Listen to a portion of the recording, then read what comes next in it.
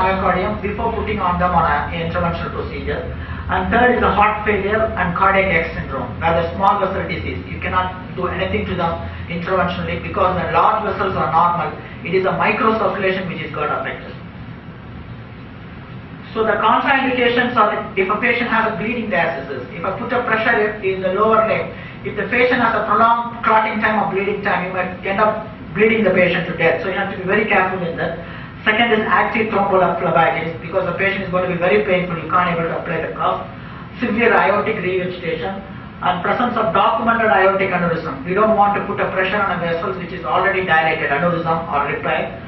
And anything pregnancy, we don't have data to show it can be used or not. So anything, if you don't have a data, it's a contraindication. So precaution, patient with high blood pressure is contraindicated, high heart rate.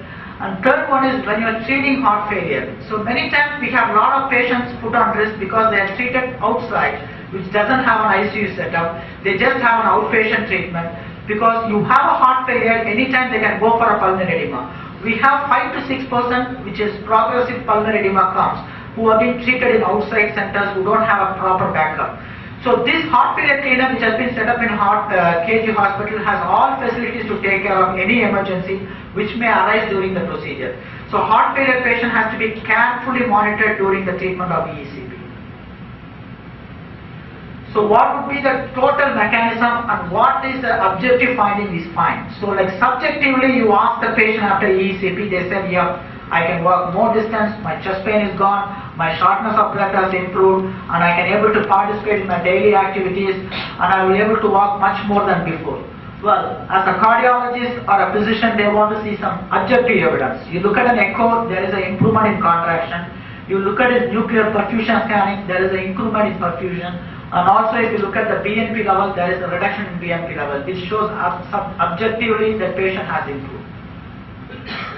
Well, what is the long-term data? In Pittsburgh, there is a registry which has been started. I think we also have a registry in India. This followed the patient for 3 years and clearly shown the benefit the patient got after the completion of 35 days is last even after 3 to 5 years. And even after 5 years, only 15 to 20% come for repeat procedure in US. Because in US, they admit repeat procedure after 3 years and it is covered by insurance scheme. And since it's a non-invasive treatment, many of them, they just want to take a EECP after 3 years. So in heart failure, as I just say, as EECP improve, it also has to be closely monitored because patient with volume overload, if you have a lot of edema in the leg, it may cause pulmonary edema, so it has to be closely monitored with the pulse oximeter and oxygen saturation probe, which can be available in the interventional centers. So patient, if you want to start a heart failure clinic, it has to be closely monitored. So as a conclusion, I would say EECP is a safe, effective, non-invasive, non-pharmacological treatment for patients with heart failure and refractory angina. And this treatment is already FDA approved and it is covered by most of the insurance companies in US.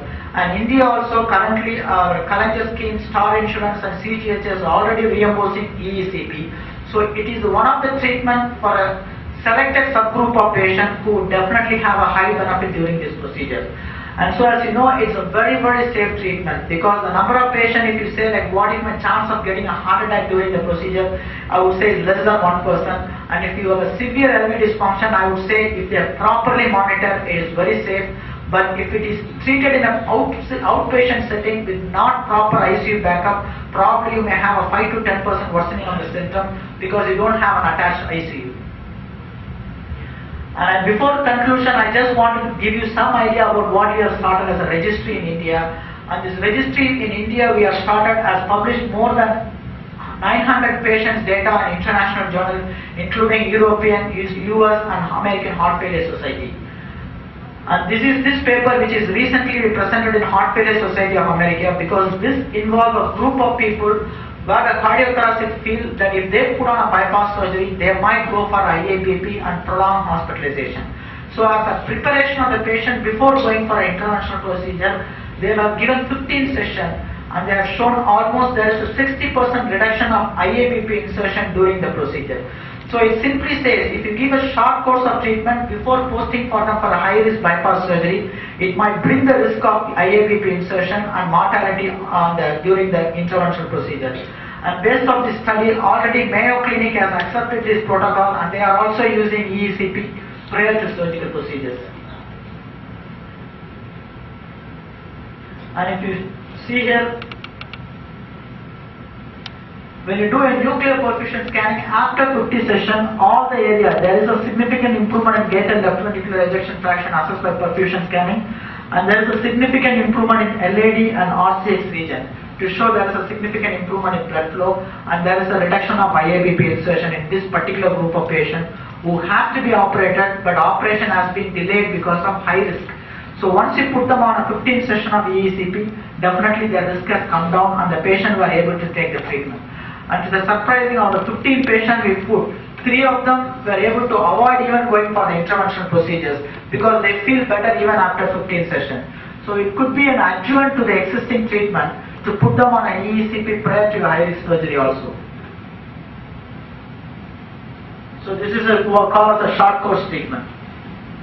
And these are all the data we have presented in international journal to show the patient with Indian response to EECP is much better than what we have seen in Caucasian or European population. The simple reason is, still we believe our peripheral vascular disease or vascular diameter is much better than the Caucasian. The reason is, even though we say we are a poor walker, still we walk, and in Europe and everything, walking has been completely obliterated. Even inside the house or going to a small shop, they will never go without a car. So probably because of our vasculature in the leg is proper, I think EECP has a much better outcome and clinical improvement when compared to the Caucasian so far. Thank you.